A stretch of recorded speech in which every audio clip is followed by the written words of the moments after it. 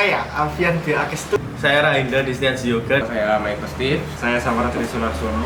Saya Alfianto Andi Prasetyo. Nama saya Putu Adi Setiawan. Nama saya Hafiz Moka Kamil. Saya Mas Agus Muhammad Halibulian. Saya Faisal Agustian dari kelompok 6 akan menyampaikan materi sejarah dan konsep estetika barat.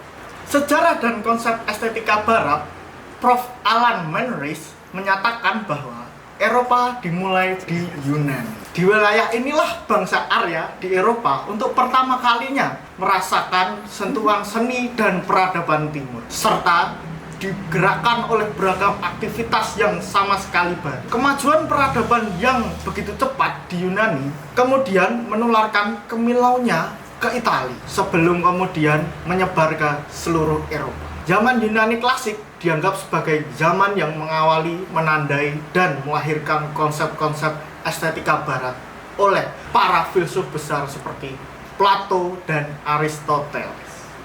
Sehingga hari ini pengaruh kedua filsuf tersebut melekat dan bahkan dalam beberapa hal menjadi ciri estetika barat pada setiap zamannya.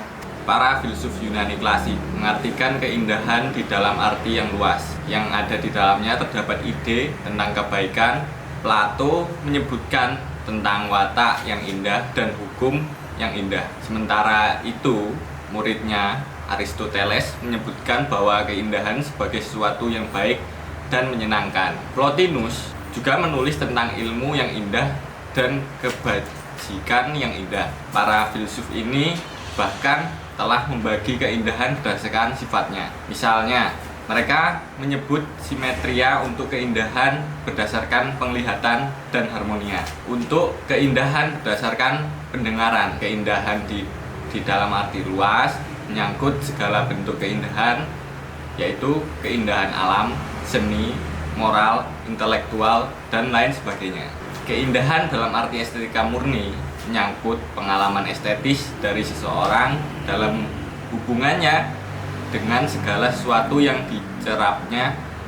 Keindahan dalam arti yang terbatas, hanya berupa benda-benda yang dicerap dengan penglihatan seperti keindahan dari bentuk dan warna.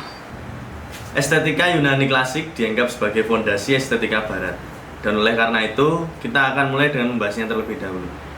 Estetika Yunani klasik, Plato. Plato berpendapat bahwa realitas yang ada bukanlah realitas yang sesungguhnya, tetapi hanya sebagai tiruan dari yang sesungguhnya ada. Plato menyebut realitas yang sesungguhnya ada tersebut sebagai ideal yang memiliki sifat spiritual, rohaniah, kekal, absolut, dan tidak akan pernah berubah.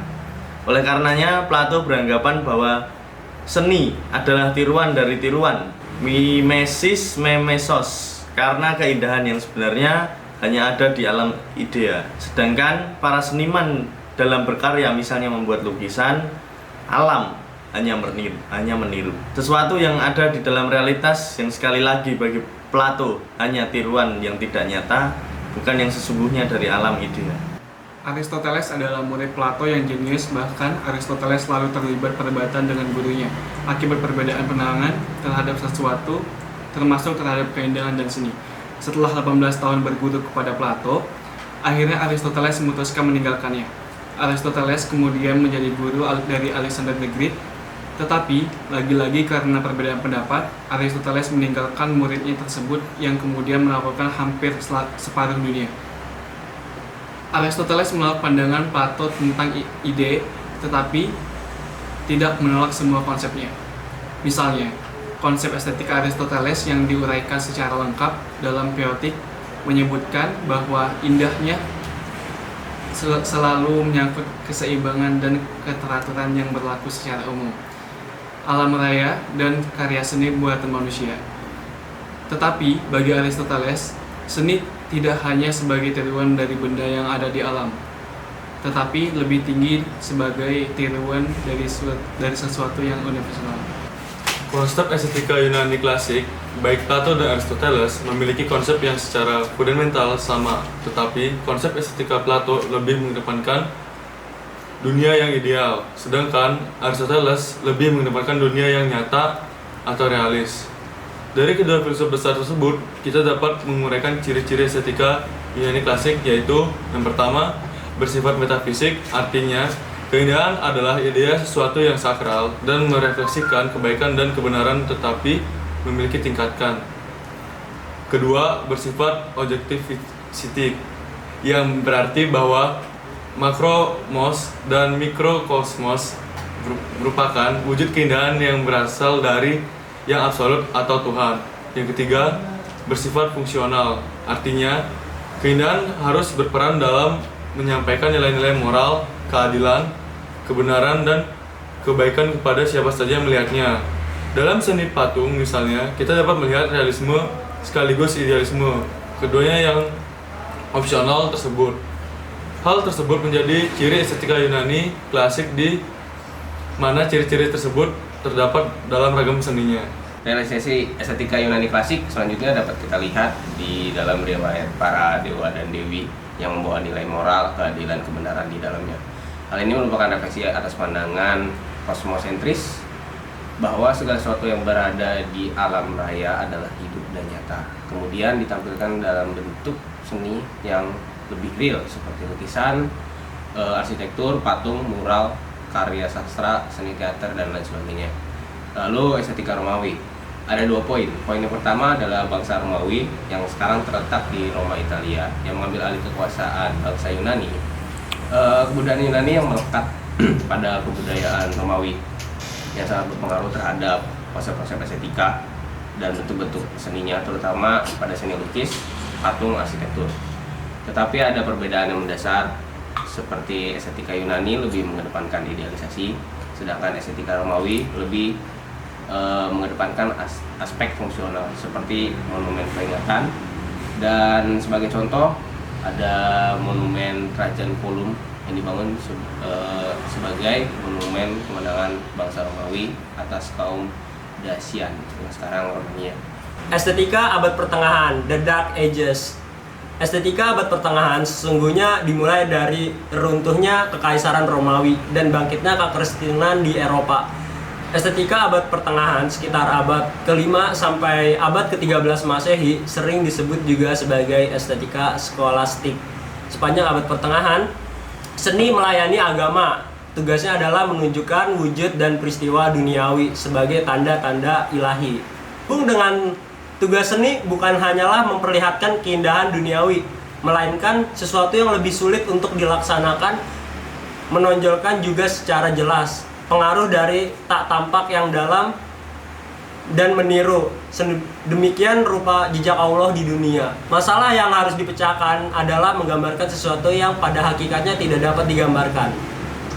Tuhan adalah seniman yang maha agung karena dia menciptakan manusia berdasarkan citranya sendiri. Santo Thomas Aquinas adalah salah satu santo atau orang suci atau pendeta yang sangat dihormati dan disegani. Menurut Matthias Ali, ada 3 ciri estetika Santo Thomas Aquinas, yakni bersifat metafisik dan rasional. Keindahan adalah aspek dari yang baik atau the good, dan dalam karya seni, yang indah identik dengan kebaikan, beauty of goodness. Yang indah adalah yang menyenangkan secara indrawi, misalnya mata dan telinga. Keindahan itu terkait erat dengan hasrat atau keinginan. Menurut Santo Thomas Aquinas, keindahan memiliki syarat yang terdiri atas 3 kualitas. Yang pertama, integritas atau kelengkapan, artinya sempurna, tidak terpecah dan tidak tersamai. Yang kedua, harmoni, selaras dan profesional, keselarasan yang benar. Yang ketiga, kecemerlangan, jelas, terang, dan jernih.